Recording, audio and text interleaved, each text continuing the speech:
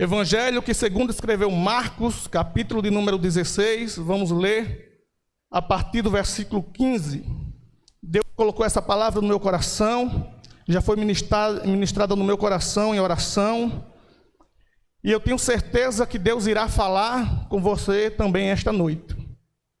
Não vou dizer, como alguns pregadores dizem, que de mim não espere nada. Na verdade, vocês têm que esperar alguma coisa de mim, até porque já tive a oportunidade de ler a Bíblia um pouquinho, durante a minha caminhada. Então, eu tenho algo de Deus para você nesta noite. Evangelho de Marcos, capítulo de número 16, versículo de número 15. Eu vou pedir aos irmãos que encontraram, que fiquem de pé comigo, por favor, para nós fazermos essa leitura. Aqueles que puderem, por favor, que tiverem suas Bíblias.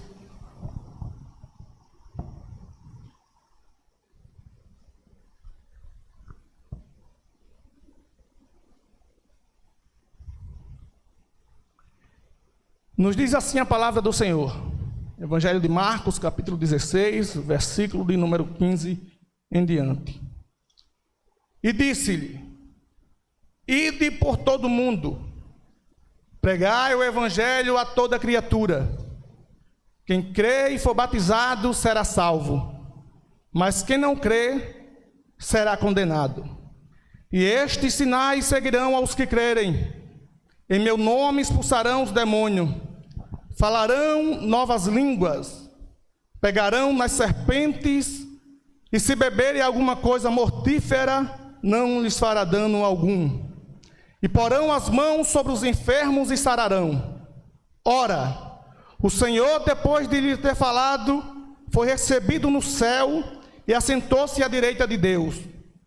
E eles, tendo partido, pregaram por todas as partes, comparando com eles o Senhor, e confirmando a palavra com os sinais que se seguiam.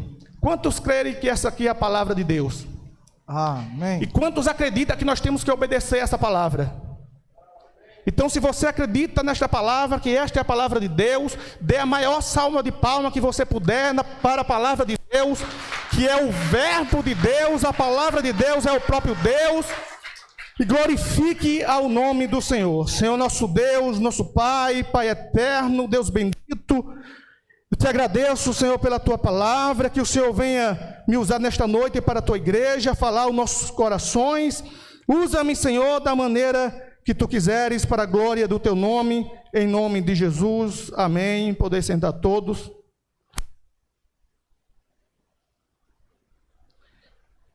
Estamos diante de um texto bastante conhecido da igreja, tanto é que as pessoas falam que esse aqui é o texto do Ide. Ide e pregai.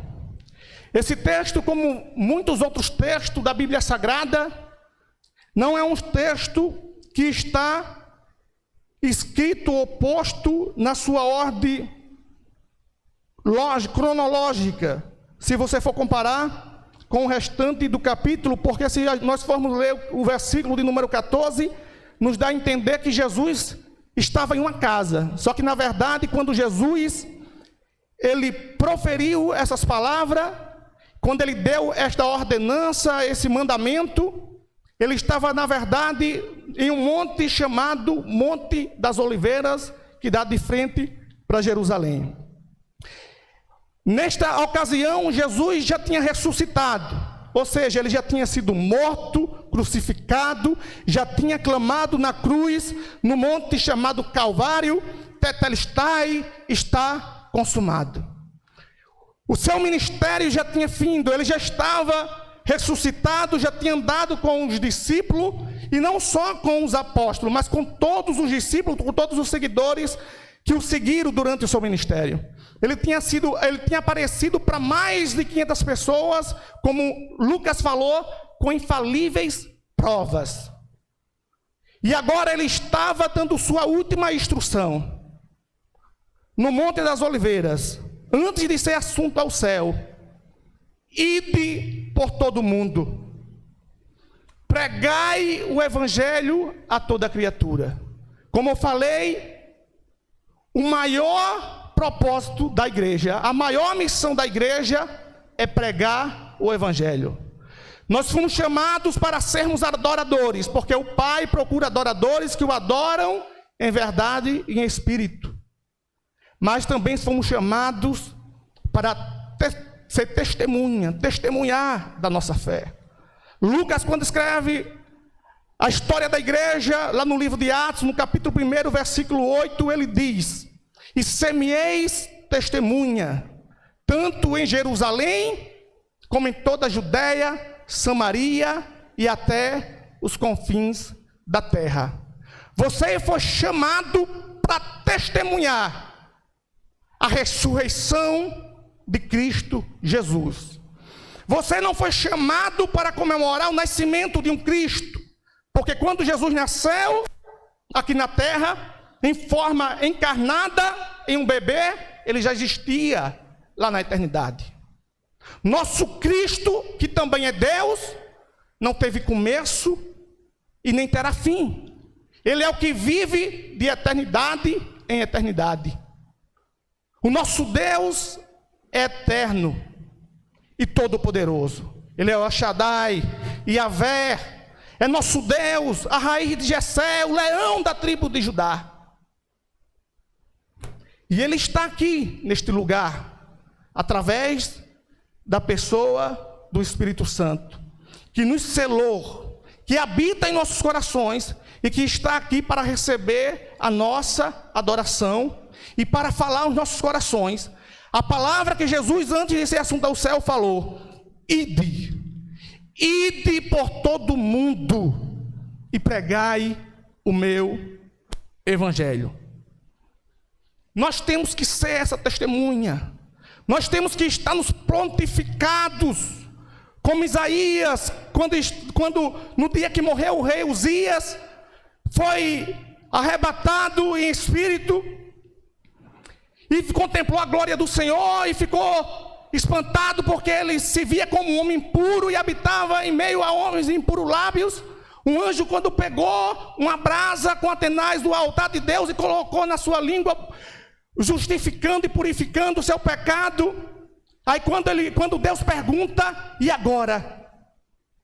Quem há de ir por nós? Isaías se prontificou dizendo: eis-me aqui, Senhor, envia-me a mim. Nós devemos estar prontificados como Isaías. Eis-me aqui, Senhor, envia-me a mim. Grande mensagem. O nosso irmão Joab pregou domingo passado, falando sobre o inferno. E isso é a realidade. Nós somos embaixadores de Cristo aqui na terra. Então nós temos como obrigação estabelecer o reino de Deus aonde quer que nós estejamos. Porque qual é a missão do embaixador? A missão do embaixador é representar o reino, a nação ao qual ele representa. Ele tem que estabelecer a lei daquele reino, a lei daquela nação. Então você, como embaixador de Cristo, você tem por obrigação estabelecer a lei de Deus na sua casa, entre os seus familiares, na sua escola, na sua faculdade, no seu trabalho, entre seus amigos. Nós temos como obrigação estabelecer o reino de Deus em nossas vidas.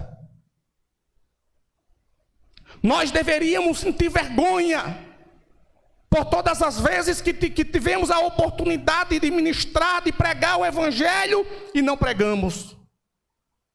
Nós deveríamos nos envergonhar,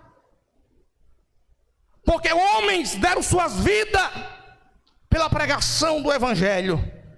Homens como Pedro, que morreu crucificado de cabeça para baixo. Homem como Paulo, que entregou a sua vida por amor do evangelho. Como todos os demais discípulos e apóstolos que antes de nós ministraram o evangelho e pregaram e anunciaram as boas novas do Senhor. E não se envergonharam do evangelho. E às vezes nós, por vergonha, ficamos com vergonha até de dizer que somos crentes. Às vezes a gente convive com pessoas durante anos e as pessoas não sabem nem que a gente é crente.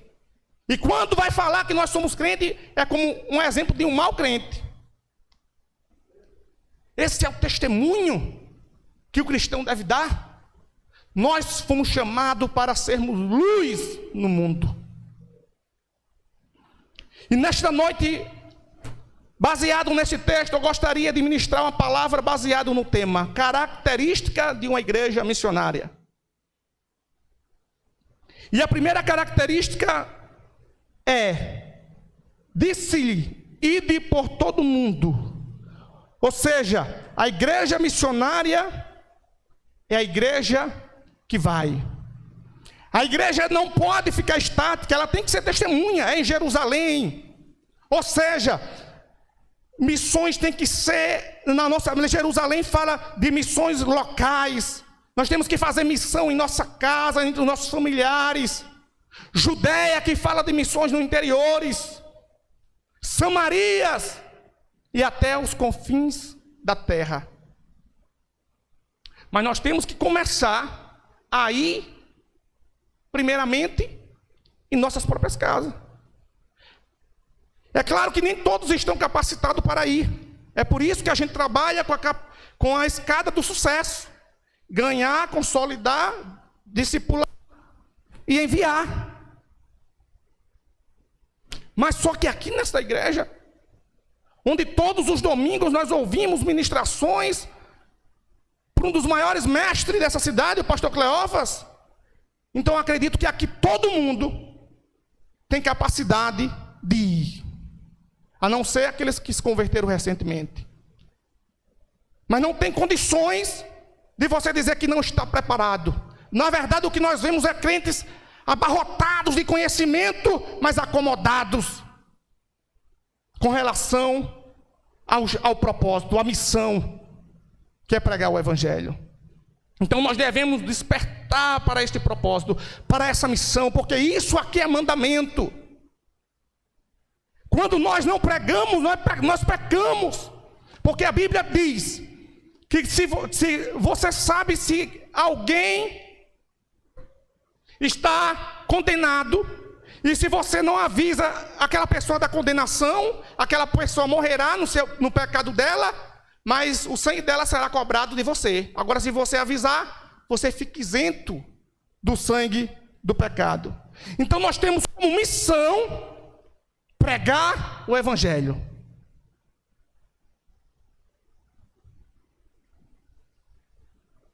Ide por todo mundo e pregar o evangelho a toda criatura. Segunda característica da igreja missionária, a igreja prega.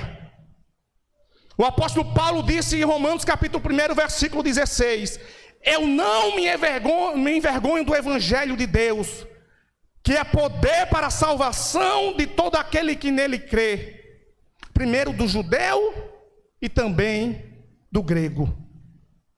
Por que nós não devemos nos envergonhar do evangelho? Porque o evangelho é o único que tem poder para libertar, para curar, para salvar, para transformar. A Bíblia está cheia de exemplos de pessoas que foram libertas pelo evangelho.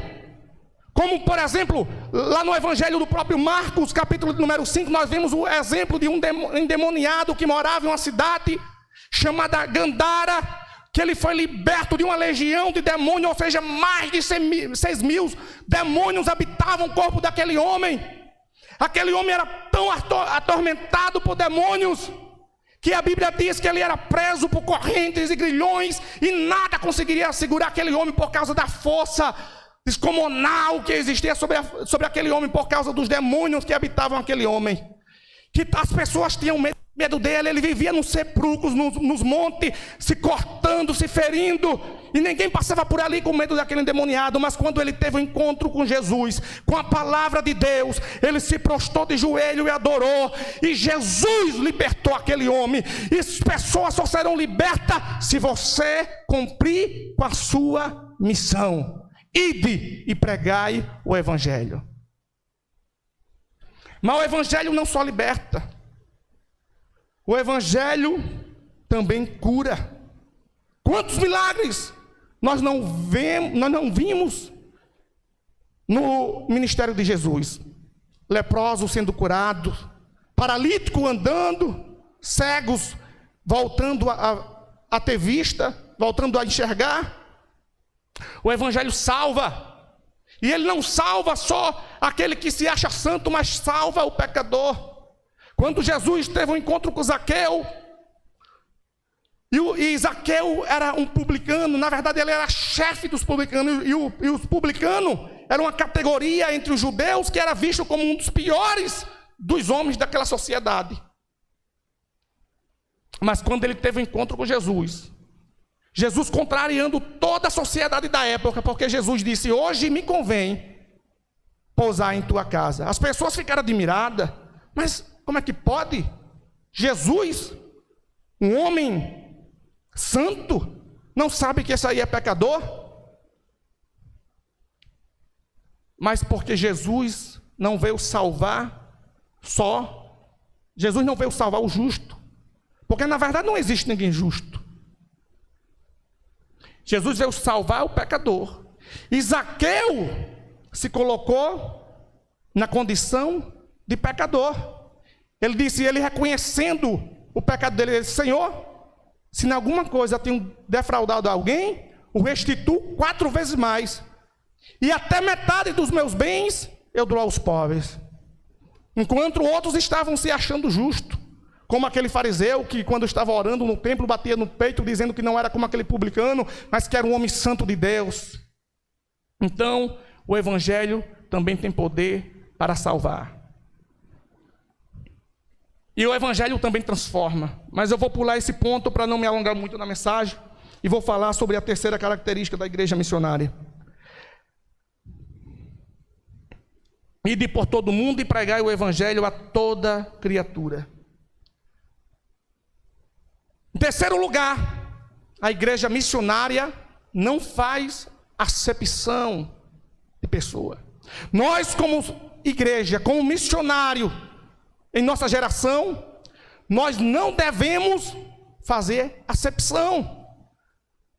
Jesus, ele salva o alcoólatra, o bebu, que a gente acha que é um pinguço, que não tem valor nenhum para a sociedade, mas Jesus também ama ele, Jesus também quer ele. Jesus, ele ama a prostituta, ele ama o drogado, o mendigo que dorme nas ruas. Jesus ama a todos, ama o rico, ama o pobre, ele ama a todos. Então a igreja não deve fazer acepção, tem que pregar a toda criatura. Quem crê e for batizado será salvo. Em quarto lugar, a igreja missionária deve entender a sua posição. E qual é a posição da igreja? A posição da igreja é pregar. A igreja prega, mas quem decide é o pecador. Deus, ele deu o livre-arbítrio a todos. Então todos nós temos o direito de escolher entre ser salvo e não ser salvo. Jesus, o desejo de Jesus, ou seja, de Deus, é que todos os homens cheguem ao conhecimento da verdade e se salvem. E por que pessoas estão indo para o inferno? Porque elas querem.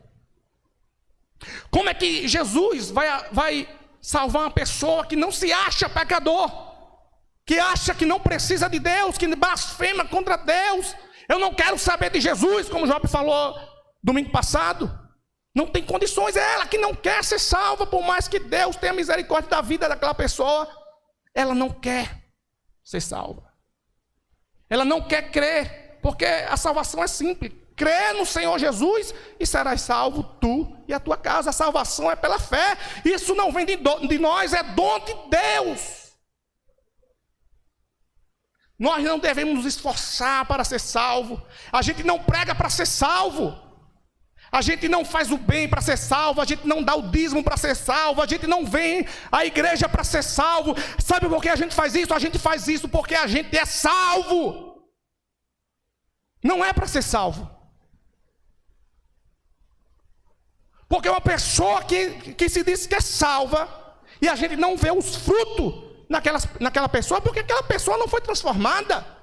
Uma pessoa que é salvo, ela pratica todas essas coisas, ou seja, a lei de Deus que já está escrita em nossos corações, como o apóstolo Paulo falou, de maneira espontânea e voluntariamente. Porque ela já é salva. Ela já foi transformada. Ou seja, se ela roubava, ela não rouba mais. Se ela mentia, ela não mente mais. Se ela não orava, agora ela ora porque ela tem prazer de falar com Deus. Ela tem prazer de buscar aquele que lhe salvou, o seu Pai eterno, o leão da tribo de Judá. É o prazer dele, é orar, é estar na presença de Deus. Ele chora, ele adora a Deus porque ele gosta de estar na presença de Deus. Agora o cara diz que é salvo, mas não prega o evangelho, diz que dízimo já passou, que não precisa ir para a igreja para ser salvo, a gente é salvo em casa. Lê a Bíblia para quê? Não sente prazer em orar, não consegue se ajoelhar, nem orar nem sequer deitado, nem sequer 30 segundos. Quando ora é só para dizer, meu Deus, muito obrigado, e dorme. E essa tem sido a oração de muitos crentes por muitos dias. Ela não chora pelas almas, ela não tem prazer de ver outras pessoas se rendendo a Jesus. Ficam disputando entre si para ver quem canta mais, quem prega mais, quando na verdade a gente devíamos estar preocupado com o reino de Deus. Se Job prega mais, glória a Deus. Se tem um irmão que canta melhor, que dança melhor, tudo tem que ser para a glória de Deus. Nós devemos nos alegrar com as vozes proféticas que Deus está levantando nessa geração, porque a seara é grande e poucos são cefeiros. Meus irmãos, já tem poucos pregadores que tem coragem de sair ao campo de batalha e realmente pregar, dar testemunho na sua casa, com a sua família, e você ainda fica criticando você que não faz nada.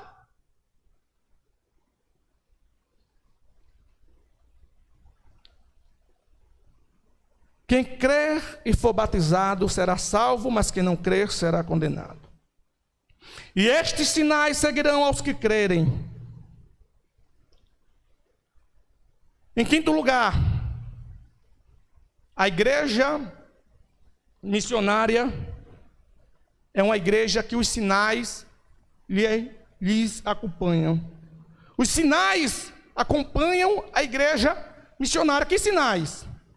Ele vai falar aqui, em meu nome expulsarão os demônios, falarão novas línguas, e novas aqui vem do grego, que é kainos, quer dizer, nova na forma, ou seja, é uma língua não falada, aqui não é um dialético das nações, eu acho que é glossolária, né, jovem? Então aqui é nova na forma, uma língua não falada. Então, irmão, porque nós não vemos, a gente não vê esses sinais sendo manifestos, a gente não vê pessoas sendo curadas constantemente, as pessoas pregam, cadê os sinais, cadê os milagres? Irmãos, todo milagre que é feito com um propósito. O propósito não é para engrandecer homens, o propósito é para que o nome de Deus seja glorificado. Os milagres estão sendo feitos ali, nos hospitais. Os milagres só vão ser evidenciados na sua vida se você ir, porque os sinais só acompanham aqueles que vão. Como é que os sinais vão acompanhar quem está parado? E os sinais lhes acompanharão. Mas para lhe acompanhar, você tem que ir. Você tem estudado a palavra de Deus, você tem dedicado tempo para a leitura do Evangelho, se capacitando para pregar o Evangelho. Você tem orado pelas almas, tem jejuado, tem pregado o Evangelho, tem pregado para sua mãe, para o seu pai que não é crente ainda, para o seu irmão, para o seu amigo, para o seu vizinho. E como é que você quer ver milagre? Não, mas eu queria ver um milagre aqui na igreja. Para quê? Para encher o seu o ego do pregador? O propósito do milagre é glorificar o nome de Deus.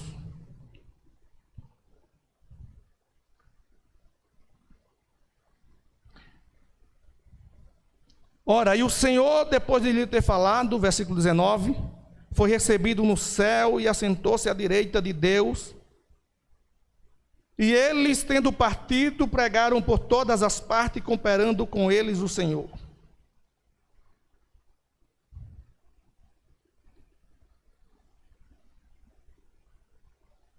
Em sexto lugar, a igreja missionária é a igreja que faz uso do nome de Jesus.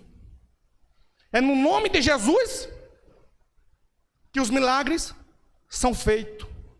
Lembro-me de uma passagem no livro de Atos, onde Pedro e João, quando estavam indo ao templo para a oração, e o templo aqui era o templo judaico. Tem gente que, quando está lendo a Bíblia, acha que a igreja vivia em uma sociedade parecida com a nossa. Que Jesus fundou uma igrejinha, tinha lá um templo, eles iam lá para adorar a Deus. Na verdade, a igreja se reunia nas casas. E o templo, com que a Bíblia fala aqui, na verdade, era o templo dos judeus. Não era um templo que Jesus fez, construiu para a igreja. Era o templo do sacrifício, que eles iam lá para adorar, para a hora das orações.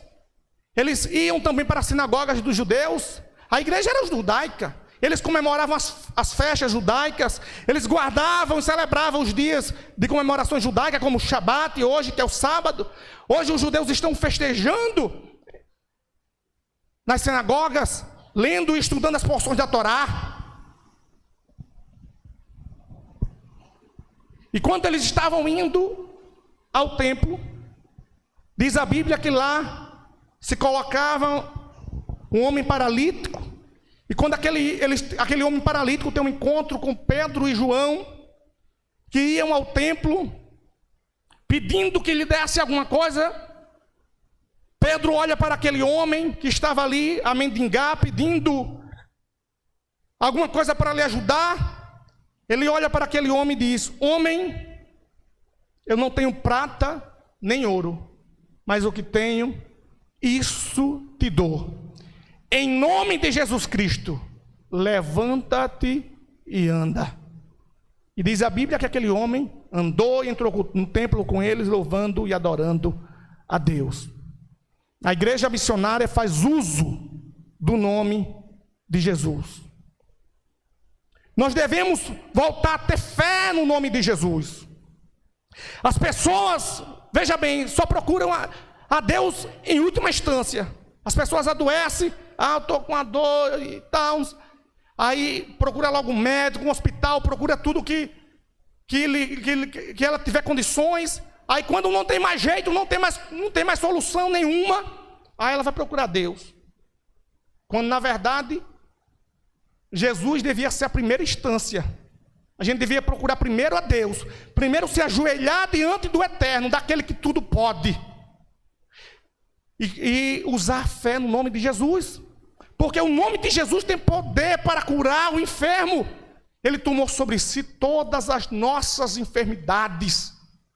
Se o nome de Jesus não curar o enfermo, nenhum outro nome irá curar.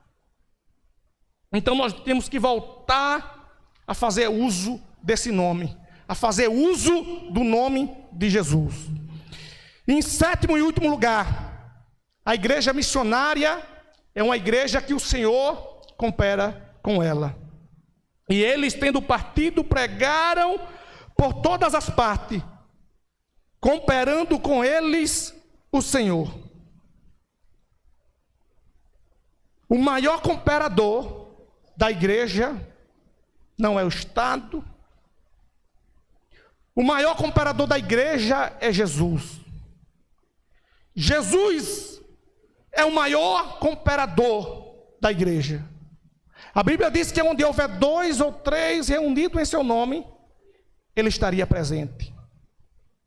Então Jesus, ele sempre vai estar presente nas nossas vidas.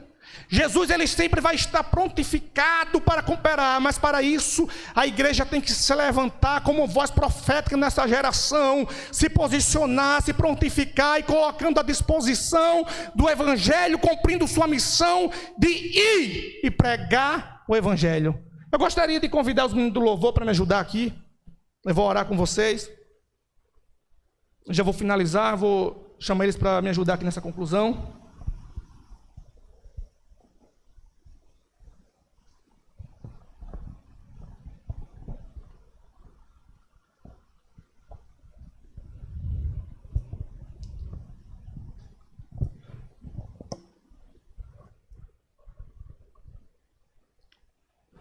Quero pedir à igreja para se colocar de pé também junto comigo.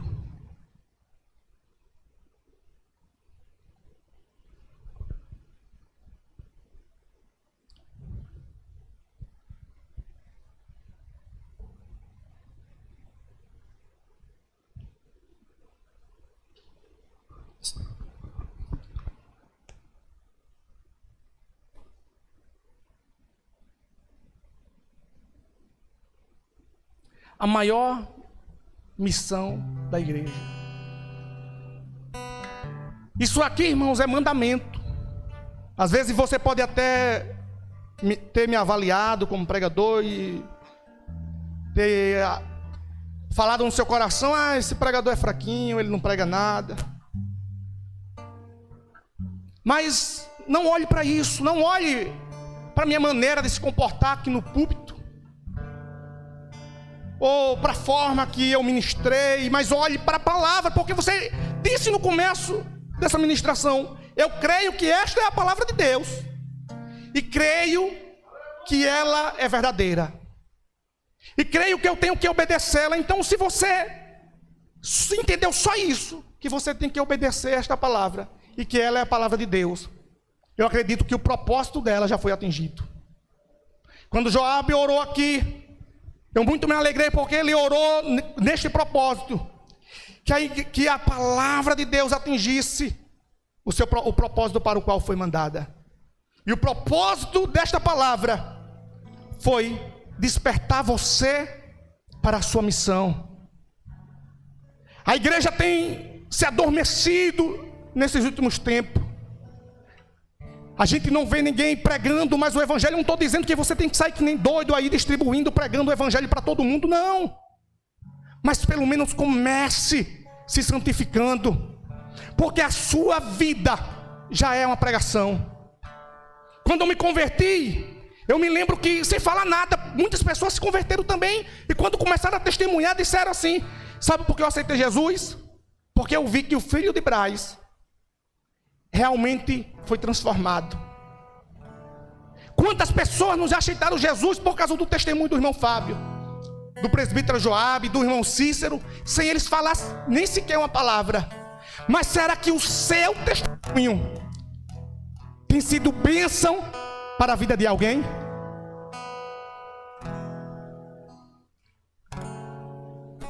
Eu quero que você se avalie nesse momento e faça como o profeta Isaías: se prontifique, se coloque à disposição de Deus, se entregue ao Eterno e diga: eis-me aqui, Senhor, usa-me a mim. Deus está precisando levantar a voz profética, mas para isso você tem que se prontificar. Ele te deu o livre-arbítrio, você que deve se posicionar, escolher.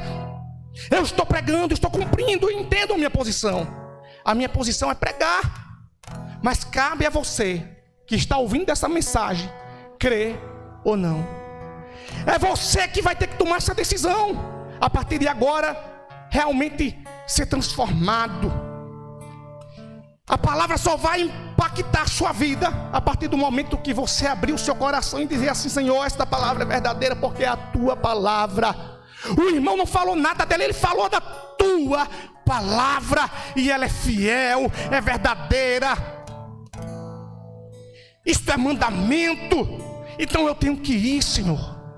Eu vou tomar essa missão. Se uma pessoa só aqui nesta noite tomar essa posição de pregar o evangelho, eu tenho certeza que essa cidade será transformada pela pregação do evangelho de uma pessoa.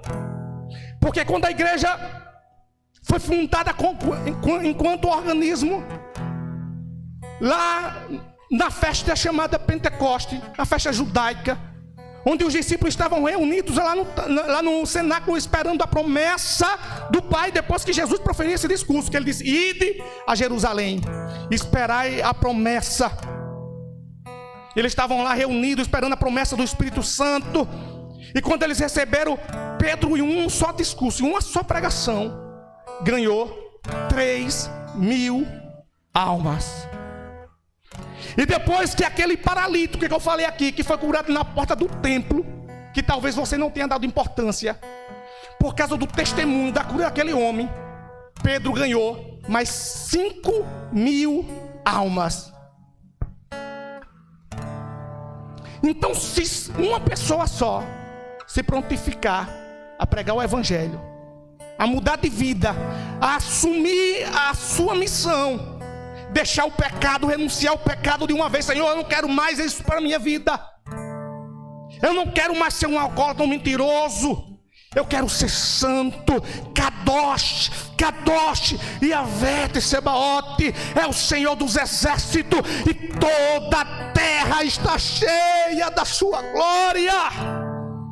Orabassuriande cantorou manai sé, Ixarabassuriande cantorou manai.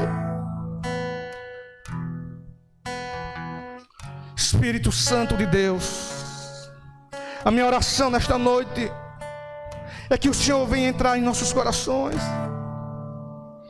que o Senhor venha fazer essa transformação, Senhor, no mais profundo do nosso ser. Que esta palavra, Senhor, venha fazer morada em nossos corações, que nós venhamos ser transformados, Senhor, pela pregação do Teu Evangelho. Que a partir de hoje, Senhor, nós venhamos renunciar ao pecado e assumir a nossa missão. Que nós, ao chegarmos em nossas casas, Senhor, que nós venhamos chegar transformados por esta palavra.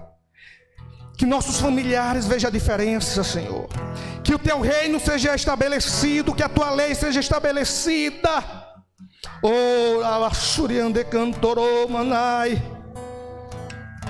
Espírito Santo, estabelece o Teu reino, Senhor. Levanta o Teu altar, Espírito Santo. Oh, glória a Deus. Levanta o Teu altar, Espírito Santo. Faz morada, Senhor, em nosso ser. Enche-nos da Tua presença, Senhor. Levanta-nos como voz profética nesta geração. Oh, Espírito Santo, vem transformando, curando, batizando com Teu Espírito Santo.